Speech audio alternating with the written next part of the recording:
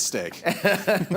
Well, you know what? We're talking about heat here in our forecast, and our July high temperatures. We just continue to put together these 100-degree days. We now have back-to-back 100-degree days this week. It's unofficially today up to 102. Over the weekend, we were in the upper 90s. We've had 16 days now where we've been above average. Tomorrow, another heat advisory in effect until 7 p.m. In fact, the one that's in effect now just goes all night long, right up until tomorrow at 7. It'll feel like 105 to 110.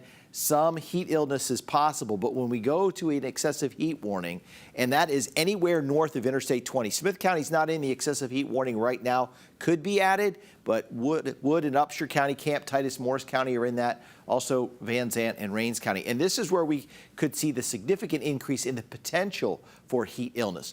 Last Saturday, a week ago from this past Saturday, we had an excessive heat warning, and there were instances where people were overcome by the heat. And so this is the type of situation tomorrow where that can happen, especially when we look at these forecast heat index values.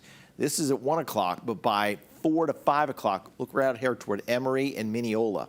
112 Canton, 112 Gilmer, up to 111. So if you're up at Lake of the Pines, Lake Fork, you're fishing, keep in mind that these can impact you even on the water. So you need to be drinking lots of water, hydrating starting today, and then continuing that tomorrow. Trying to stay in the shade, limiting your time outside in the sun, wearing the lightweight, light-fitting clothing, and then never leaving a child or a pet in a car for any length of time.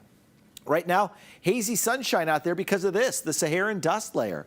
And it's kind of thick right now. And over the next couple of days, it's going to stay with us, so we can expect some hazy skies here in East Texas. And the other thing we can expect is some extra photogenic sunrises and sunsets. We'll see if it does impact our air quality at all, but it can weaken tropical development or thunderstorms on any given day. And I wonder if today it didn't have an impact on the showers and thunderstorms that were moving in from the north and fell apart as they drifted farther south into that Saharan dust.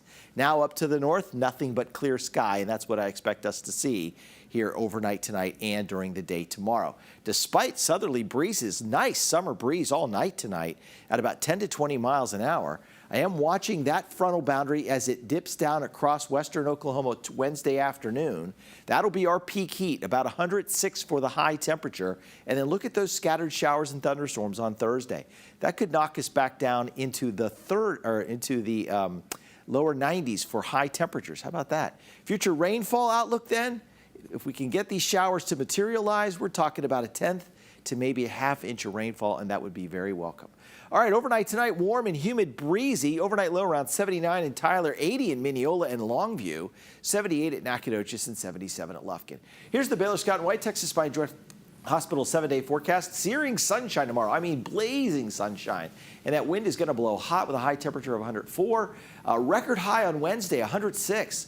The existing record is 104. Scattered thunderstorms Thursday. Brief break from the heat Friday up to 98, but I think the heat cranks back up Saturday and Sunday with highs around 102 to 103.